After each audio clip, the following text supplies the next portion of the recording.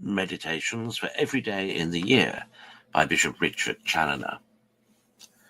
February 5th. On the goodness of God, waiting for sinners. Consider first the wonders of God's goodness in his dealings with sinners. See with what patience he bears with them, and that very often for a long time. Notwithstanding their repeated provocations, they're continually abusing all his bounty and mercy, and that infinite hatred he always bears to mortal sin, wherever he sees it.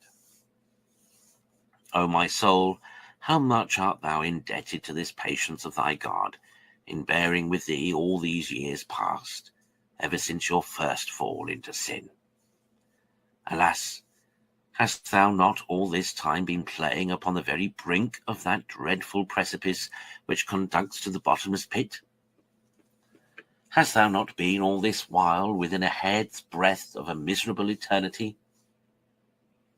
Is it not true that every night thou hast gone to bed thou didst not know, but that before the morning thou mightest find thyself in hell? Millions have fallen into that dismal dungeon of endless woe, whilst thy God has spared thee. Millions are now burning in those unquenchable flames for fewer sins than thou hast committed. O blessed for all eternity be the infinite goodness of my God, and may all his angels and saints praise and glorify him forever, for having endured me so long, for having preserved me all this time, and continually watched over me, or else my soul had long since dwelt in hell. Consider, secondly, the many ways by which God seeks to reclaim sinners and to call them home to him. Reflect on the remorse and inward reproaches of conscience with which he visits them, the terror of his judgments and the allurements of his mercies which he sets before them. See how he is continually calling upon them by his word, by his preachers, by good books, by good examples and wholesome admonitions, and by a number of interior invitations and graces.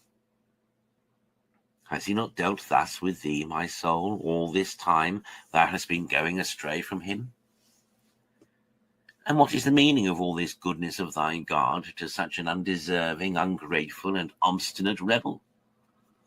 Why, it is nothing else but his own pure mercy and love in consideration of the precious blood of his Son.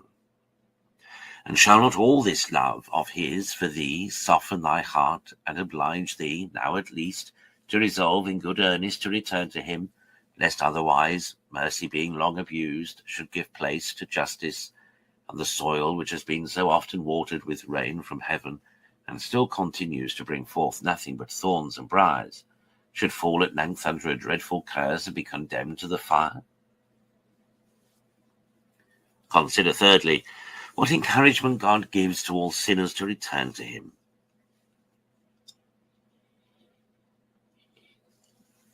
As I live, saith the Lord, I desire not the death of a sinner, but that he may be converted from his ways and may live. O why will you die, O house of Israel?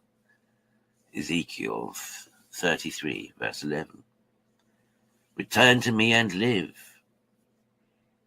Chapter 18, verse 32. Thou hast gone astray after many lovers, but return to me and I will receive thee. Jeremiah chapter 3. See with what love the good shepherd in the gospel goes after the lost sheep, and with what joy he lays it upon his shoulders and brings it home to the fold. See how the father runs out to meet the prodigal child when he returns home from the husks of the swine. See how he embraces him, clothes him with the best robe, and makes a feast for him. Luke 15. Reflect how the Son of God, when here upon earth, treated the penitent Magdalene, the thief upon the cross, and all other sinners that had recourse to his mercy, and how he has declared that there is more joy in heaven over one penitent sinner than over 99 just.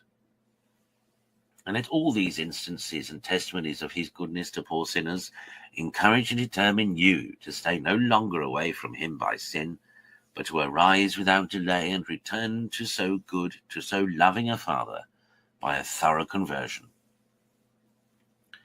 Conclude to abuse no longer the mercies of God by continuing in sin, but to return to him now at least with thy whole heart, and never to depart from him any more.